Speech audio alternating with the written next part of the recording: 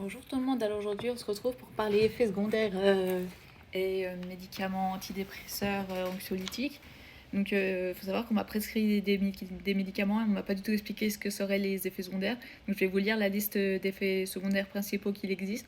Donc, mal de tête, vertige, bouche sèche, faiblesse, constipation, étourdissement, perte ou prise de poids et d'appétit, problème de libido, perte de mémoire à court et à long terme, douleurs musculaires, nausées, sauts d'humeur, mal de tête récurrent. Donc voilà, que ça. Il faut savoir que selon les personnes et selon les médicaments, vous n'allez pas forcément avoir tous les mêmes effets secondaires. Donc pour moi, ce que j'ai eu comme effet secondaire, donc d'abord on m'a prescrit un antidépresseur et j'étais énormément fatiguée, soit physiquement, mentalement, j'étais épuisée, je faisais que dormir et je m'essoufflais très rapidement. Donc c'était pas simple, donc j'ai changé d'antidépresseur.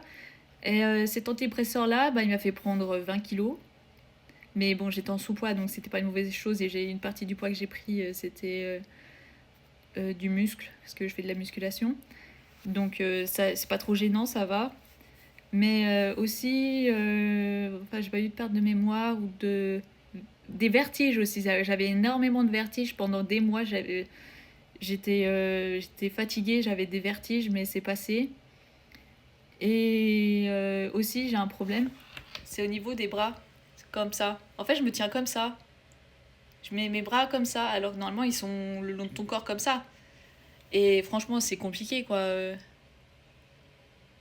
Enfin, j'ai la ridicule comme ça, mais bon, c'est pas très grave.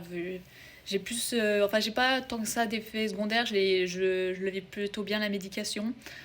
Mais c'est pas pratique, quoi. Et surtout que c'est un traitement à vie. Donc voilà, je voulais parler des effets secondaires parce que les médecins ne vous expliquent pas du tout ce que vous allez avoir. Et oui, pour certains, ça peut être très gênant. Pour moi, c'est acceptable. Et aussi l'hypersalivation, j'ai oublié de mentionner ça. Comme là, j'ai beaucoup de bave dans ma bouche et c'est super. Mais c'est pas si gênant que ça. Donc voilà, c'est un peu mon expérience. J'espère que ça a pu vous aider et que quand même, faut quand même tester. Je pense si vous savez pas si vous devez prendre des médicaments et tout, si vous êtes vraiment handicapé par l'anxiété ou la dépression, il faut se tourner vers des professionnels et peut-être vers une médication, mais sinon, si vous pensez que vous pouvez vous en sortir sans, essayez, mais je vous avoue que moi, ça m'a beaucoup aidé. Après, c'est que mon avis, que mon témoignage, donc vous faites ce que vous voulez. Bon, des bisous.